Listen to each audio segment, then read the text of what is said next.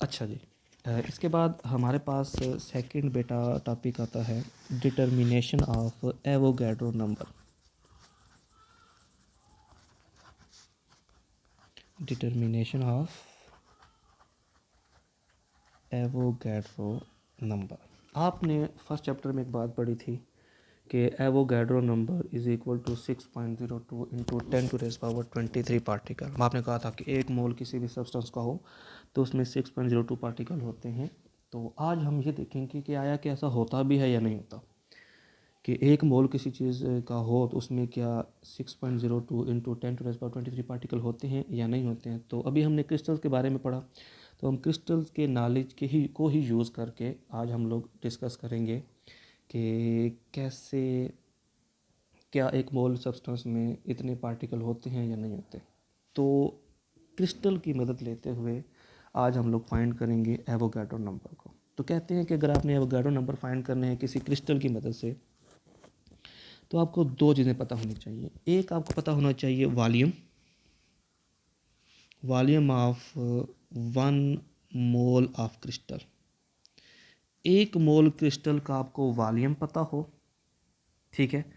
अगर आपको वॉल्यूम पता हो तो आप लोग एवोगैड्रो नंबर को डिटरमिन कर सकते हो। सेकंड चीज़, आपको ये पता हो कि उस वॉल्यूम में जो डिफरेंट एटम्स हैं, लाइक Na है, ठीक है। सपोज सोडियम मेटल है, तो उसमें सोडियम के दरमियान डिस्टेंस कितना है।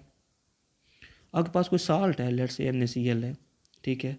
तो NaCl के दरमियान हमारे पास डिस्टेंस कितना है। बेटा अगर आपको दो चीज़ें पता हो, एक मोल क्रिस्टल का वॉल्यूम पता हो, हम अभी आज मैंने बात की, हमने अभी चूँकि क्रिस्टल्स पढ़े हैं तो क्रिस्टल को यूज़ करके हम लोग आज फाइंड करेंगे एक मोल के अंदर कितने पार्टिकल होते हैं, हमने वो फाइंड करने हैं। तो हमने बात की हमें दो चीज़ें पता होनी चाहिए। एक, हमें पता होना चाहिए वॉल्यूम, एक मोल सब्सटेंस का वॉल्यूम कितना है। दूसरा, हमारे पास जो एटम्स हैं क्रिस्टल में, आइंस हैं क्रिस्टल में, मॉलिक्यूल्स हैं, जो भी हैं क्रिस्टल में, जिस चीज़ से बना हुआ है, तो उन एटम आइन मॉलिक्यूल के दरमियान जो स्पेस है, जो डिस्टेंस है, वो कितना है। अगर हमें ये दो चीज़ें पता चल जाएं तो हम लोग आसानी से एवोगैड्रो नंबर को फाइंड कर सकते हैं। अब बात आती है कि वॉल्यूम किस तरह पता चले, एक मोल सब्सटेंस का वॉल्यूम कितना है। तो सिंपल सी बात है, डेंसिटी से हम लोग वॉल्यूम निकाल सकते हैं। अगर आपको डेंसिटी मालूम है किसी भी सब्सटेंस की, किसी क्रिस्टल की बात कर रहा हूँ, क्रिस्टल की आपको डेंसिटी मालूम है, तो डेंसिटी का हमारे पास क्या रिलेशन होता है, मैस पर यूनिट वॉल्यूम। वॉल्यूम यहाँ पे ले आओ, मैस पर डेंसिटी, बस समझिए। तो हमारे पास अगर डेंसिटी पता हो, हम लोग उस चीज़ का वॉल्यूम भी फाइंड कर सकते हैं। मैथ तो सिंपली मैं ये किया जा सकता है वेइंग बैलेंस के ज़रिए, डेंसिटी के ज़रिए वॉल्यूम में ये किया जा सकता है। अब बात आती है सेकंड चीज़ कि एटम्स के दरमियान डिस्टेंस, आइंस के दरमियान डिस्टेंस एंड मॉलिक्यूल्स के दरमियान डिस्टेंस को कैसे मालूम किया जाए। तो सिंपल एक्सरे के ज़रिए, एक्सरे क्रिस्टलोग्राफी में हम लोग जैसे फाइंड करते थे वैसे ही हम यहाँ से मालूम कर लेंगे। तो मतलब दोनों चीज़ों को आसानी से मालूम किया जा सकता है। तो आज अभी हम लोग यूज़ करते हैं इन दोनों चीज़ों को और एवोगैड्रो नंबर को डिटरमिन करते हैं, ठीक है।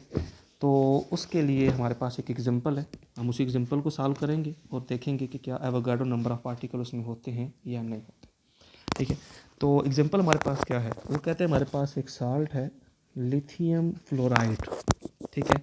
उसकी उन्होंने हमारे पास क्या कहते हैं, density of lithium fluoride is 2.65 ग्राम पर cm3। डेंसिटी इसकी दी हुई है, दैट इज़ 2.65 ग्राम पर cm3, ठीक है। अब इसमें बात की हुई है कि जो इसमें जो क्रिस्टल है लिथियम फ्लोराइड का, वो हमारे पास है क्यूबिक हमारे पास क्रिस्टल है।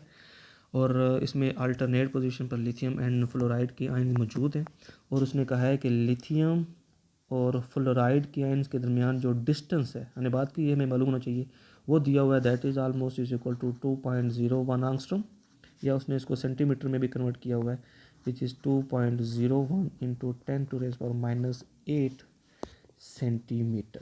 मतलब हमें एक तो डेंसिटी दी हुई है लिथियम फ्लोराइड की, दूसरा हमारे पास उन्होंने सॉरी कॉल आ रही थी, अच्छा, दूसरा उन्होंने हमारे पास वहाँ पर उसका डिस्टेंस दे दिया गया है, ठीक है।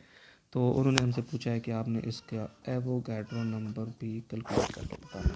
तो थोड़ा सा आपने अभी वाली बात को रिकॉल करो कि हमने अभी बात की थी कि अगर आपने एवोगैड्रो नंबर मालूम करने हैं किसी क्रिस्टल से, ठीक है। तो कैसे मालूम करेंगे, हमें दो चीज़ें पता होना चाहिए। एक पता होना चाहिए आयंस के दरमियान डिस्टेंस जो कि उन्होंने दिया हुआ है 2.01 एंगस्ट्रॉम या फिर 2.01 इंटू 10⁻⁻8 सेंटीमीटर। और सेकंड हमें वॉल्यूम पता होना चाहिए एक मोल क्रिस्टल का।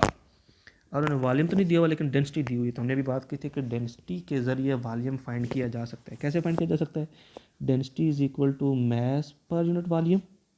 और अगर आपने वॉल्यूम फाइंड करना है तो volume is equal to mass पर डेंसिटी। अब डेंसिटी तो दी हुई है हमारे पास which is equal to 2.01 into 10⁻⁻8 angstrom -8 cm3। Sorry ये डेंसिटी नहीं है हमारे पास, ये इन्होंने डिस्टेंस दिया। डेंसिटी हमारे पास दी हुई है 2.65 ग्राम पर cm3। होगी बात क्लियर। अब बात करते हैं मैस की। मैस कितना हो, उन्होंने मैस में नहीं दिया हुआ। अब क्वेश्चन में उन्होंने हमें कहा है, सॉरी जब हमने एवोगाड्रो नंबर की बात की थी हमने कहा था कि एक मोल क्रिस्टल का हमें वॉल्यूम पता होना चाहिए। तो एक मोल का मैस कितना होता है, फर्स्ट चैप्टर को दोबारा रिकॉल करो। एक मोल होता क्या है, सिंपल किसी एटम का एटॉमिक मैस, किसी मॉलिक्यूल का मॉलिक्यूलर मैस जब ग्राम में एक्सप्रेस कर दिया जाए तो वही उसका 1 मोल होता है। तो एक मोल वॉल्यूम किसी सब्सटेंस का मालूम करना हो तो उसके अंदर मैस कितना होगा, जितना उसका मोलर मैस होगा। जैसे यहाँ पे लिथियम फ्लोराइड है, जितना इसका मोलर मैस होगा वही इसके एक मोल का मैस होगा। क्योंकि हम एक मोल का वॉल्यूम फाइंड कर रहे हैं ना, तो एक मोल के वॉल्यूम में कितना मैस होगा, जितना उसका मोलर मैस होगा। तो इनका मोलर मैस कितना होता है, लिथियम का बेटा हमारे पास होता है मोलर मैस ऑलमोस्ट 6.939, इसको हम लोग राउंड अबाउट करके 7 करते होते हैं। और फ्लोरीन का हमारे पास होता है 18.9984, इसको हम लोग 19 लिखते होते हैं यूजुअली। अब दोनों को सम करो, मेरे पास आ जाएगा 25.9374 ग्राम पर मोल आ जाएगा। सो मीन मतलब ये मोलर मैस है लिथियम फ्लोराइड का। लेकिन हम सब जानते हैं कि इसके मोलर मैस को जब मैं ग्राम में एक्सप्रेस करूँगा, 25.9 को जब मैं ग्राम लिखूँगा, that will be 1 mole of lithium fluoride का मैस। क्लियर होगी बात। तो मीन मैं उसके मोलर मैस को एज अ मैस यूज़ कर सकता हूँ। तो हम पे इसको यूज़ कर लेते हैं, which is 25.9 divided by volume density 2.65 which is equal to volume. हमने बात की थी ना volume is equal to mass पर डेंसिटी। तो मैस हमने बात की 25.9 है और उसकी डेंसिटी हमारे पास है 2.65। अच्छा, तो दोनों को डिवाइड करो, हमारे पास आंसर आ जाता है 9.78 सेंटीमीटर क्यूब पर मोल कह लो। हमारे पास एक मोल का वॉल्यूम होगी बात क्लियर। अब ये हमारे पास आ गया, वॉल्यूम भी आ गया और डिस्टेंस भी आ गया हमारे पास दो आयंस के दरमियान जो दिया हुआ है 2.01 एंगस्ट्रॉम या फिर 2.01 इंटू 10⁻⁻8 सेंटीमीटर। क्लियर होगी बात। अच्छा, ये दो चीज़ें हमारे पास क्या कहते हैं रिक्वायर्ड थे, हमने मालूम कर ली। अब बात चलते हैं इसके अंदर कितने पार्टिकल होंगे एक मोल के अंदर। तो कहते हैं कि हमने बात की कि ये जो लिथियम फ्लोराइड है ये क्यूबिक है। इसका हमें वॉल्यूम भी पता है एक मोल का विच इज़ 9.7 सेंटीमीटर। और इसके दरमियान जो आयंस हैं उन आयंस के दरमियान डिस्टेंस हमें ये भी पता है। अब एक क्यूब में कितनी तरह की लेंथ होती हैं, थोड़ा सा नॉलेज को रिकॉल करो। हमने कहा इसमें 3 तरह की एजेस होती हैं या 3 तरह की हमारे पास लेंथ होती हैं, ए बी और C, along X axis, Y axis and Z axis. ऐसी बात है ना, हमने बात की थी उसमें 3 तरह की लेंथ होती हैं, ये ए कह लो, ये बी कह लो और ये सी कह लो हमारे पास। ठीक है, अब हमें इस पूरे क्यूब का वॉल्यूम पता है विच इज़ इक्वल टू 9.78 cm3। होगी बात क्लियर। अब इसमें जो आयंस हैं, मैं इस क्यूब की एक फेज़ को उठा लेता हूँ, यहाँ से एक फेज़ को ये उठा लिया। ठीक है, वैसे ये सारे का वॉल्यूम बेटा 9.87, ये सारे का वॉल्यूम है 9.78 cm3। ठीक हो गया। अब इसके मैं एक फेज़ को मैं उठा लेता हूँ यहाँ से। अब हम जानते हैं कि क्या होगा, लिथियम का आयन यहाँ पर होगा, लेट्स सपोज यहाँ पे फ्लोरीन होगा, यहाँ पे लिथियम होगा। आयन है ना वो यहीं पर मौजूद होंगे, इसी लैटिस के अंदर क्यूबिक शेप के अंदर मौजूद होंगे। अब इन क्यूबिक शेप में जो लिथियम और फ्लोराइड आयन के दरमियान डिस्टेंस है, ये देखो ऊपर क्वेश्चन में दिया हुआ है 2.01 एंगस्ट्रॉम है ना हमारे पास, ये दिया हुआ है, ये 2.01 एंगस्ट्रॉम है। होगी बात क्लियर। या 2.01 इंटू 10⁻⁻8 सेंटीमीटर इन्होंने हमें दिया है। हमने, मैं अपने पास ही बात नहीं कर रहा, क्वेश्चन में गिवन है। बेटा अगर मुझे ये लेंथ पता चल जाए कि ये लेंथ कितनी है, तो मैं ये भी बता सकता हूँ कि इस लेंथ पे आयन कितने हैं, ऐसी बात है ना। मतलब अगर इस लेंथ में हमारे पास एक आयन के दरमियान इतना डिस्टेंस है, लेंथ इसकी लेट्स पर अगर 4 है तो 4 डिवाइडेड बाई 2 कर दूँ, 2.01 कर दूँ, मेरे पास एक लेंथ पे आयन में पता चल जाएंगे। मुझे इस पूरे क्यूब का वॉल्यूम पता है, तो हम इस क्यूब के वॉल्यूम से एक एज का लेंथ भी फाइंड कर सकते हैं। कैसे फाइंड कर सकते हैं? एक क्यूब में 3 तरह की एजेस होती हैं, ए बी सी, ऐसी बात है ना। तो पूरे क्यूब का वॉल्यूम है 9.78 cm क्यूब, और इसके अंदर 3 तरह की एजेस हैं, और 3 तरह की एजेस हैं। एज एक तरह की यहाँ पे 4 बेटा एजेस मौजूद होती हैं। तो अगर मुझे फिर एक एज की लेंथ निकालनी है तो वो 3 तरह की टोटल एजेस हैं, तो मैं इसके पूरे वॉल्यूम का विच इज़ 9.78 cm क्यूब था बेटा, अगर मैं इसका क्यूब रूट ले लेता हूँ, क्योंकि मैंने अभी बात की ना कि इसमें हमारे पास 3 तरह की एजेस होती हैं, ए बी सी। तो अगर मैं इस पूरे वॉल्यूम का क्यूब रूट ले लेता हूँ, इसकी हमारे पास वैल्यू आ जाएगी बेटा 2.139 cm। अब अगर इस पूरे वॉल्यूम का मैं क्यूब रूट ले लूँ तो वो हमारे पास बेटा इस एक एज की लेंथ निकल आएगी। ये हमने कैसे निकाली? जितना क्यूब का वॉल्यूम था, हमने उस वॉल्यूम को क्यूब रूट ले लिया। क्यों? क्योंकि हमारे पास एक क्यूब में 3 तरह की एजेस मौजूद होती हैं वहाँ। क्लियर होगी बात? तो ये मेरे पास एक एज की लेंथ निकल आई। होगी क्लियर? इस एक एज की लेंथ मेरे पास कितनी आ गई? 2.139 सेंटीमीटर क्यूब। अब एक एज में कितने आयन्स हैं हम वो भी फाइंड कर सकते हैं। कैसे फाइंड कर सकते हैं? हमें ये पता है कि इस में जितने आयन्स होंगे, लिथियम फ्लोरोबेन के दरमियान डिस्टेंस कितना है? 2.01। तो अगर मैं 2.139 cm क्यूब को 2.01 इंटू 10 की पावर -8 cm क्यूब से डिवाइड कर देता हूँ, तो मेरे पास एक लेंथ पे जितने आयन्स हैं वो निकल आएंगे। वो हमारे पास बन जाते हैं बेटा 1.064 into 10 to raise power 064 into 10 to raise power 8। जी 8 माइनस का ऊपर जाएगा तो प्लस का हो जाएगा। 2.139 डिवाइडेड बाई 2.01 तो हमारे पास 1.064 आ जाएगा। ये पावर ऊपर जाएगी तो प्लस में। क्लियर होगी बात? मतलब एक एज पे कितने आयन्स हैं हमारे पास, विच इज़ 1.064 इंटू 10 की पावर 8 होगी। क्लियर होगी बात? तो मतलब इसमें 3 तरह की एजेस हैं। तो मतलब जैसे आपने पूरे